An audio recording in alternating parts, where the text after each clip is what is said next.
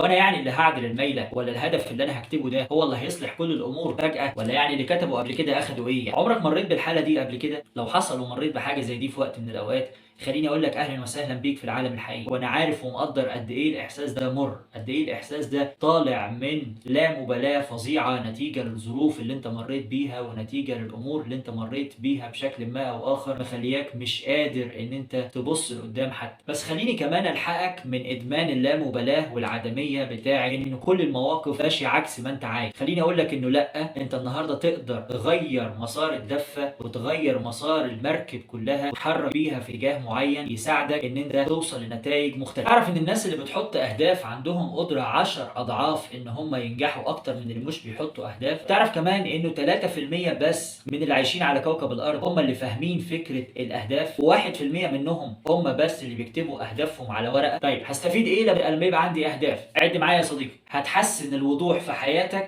وتعرف اتجاهاتك بشكل احسن، هترتب اولوياتك وهتتجنب انك تزرع في ارض غيرك، وتقدر تركز على اللي المفروض تركز عليه، هتخليك حاضر في اللحظه الراهنه، قادر تهرب بره احلام اليقظه، تخليك قادر تطلب المساعده، واحنا كمان نقدر نساعدك بالشكل اللي يتناسب معاك. ده هيخليك متحمس اكتر وقادر تاخد خطوات اكتر، ده هيخليك تعرف تحط بلان، يبقى عندك خطه قادر تتحرك بيها. واذا قدرت تحط خطه وتتحرك تبعا لخطه، ده معناه ان انت هيبقى عندك تاريخ مشيته بعد فتره، فتقدر تبص عليه فتعرف تحسن من ادائك بشكل احسن، هتقدر تاخد قرارات احسن. واعرف ان حياتك اساسا مبنيه على قراراتك اللي انت بتاخدها، هتزود ثقتك بنفسك وتخليك قادر تتحرك بشكل احسن وبشكل اسرع. وانت بتسمعني دلوقتي دماغك بتفكر في الحاجات اللي انت عايز تعملها او كنت عايز تعملها في وقت من الاوقات، بتفكر في صورتك عند نفسك وازاي انت كنت شايف نفسك بصرف النظر عن طريقة المجتمع كان شايفك ازاي، واحلام اللي بيحبوك ليك سواء والدك او والدتك او كل اللي بيحبوك في وقت من الاوقات كانوا بيحلموا لك حلم انت عارفه، هم قالوا لك في وقت من الاوقات نفسنا انك تبقى كذا، نفسنا نفرح بيك، نفسنا نشوفك ناجح. انت دلوقتي قادر تعمل ده، انت دلوقتي قادر تتحرك احسن، انت دلوقتي فاهم. النهارده يا صديقي تقدر تاخد خطوه ناحيه مستقبلك، النهارده تقدر تمسك ورقه وقلم وتكتب احلامك اللي نفسك تحققها،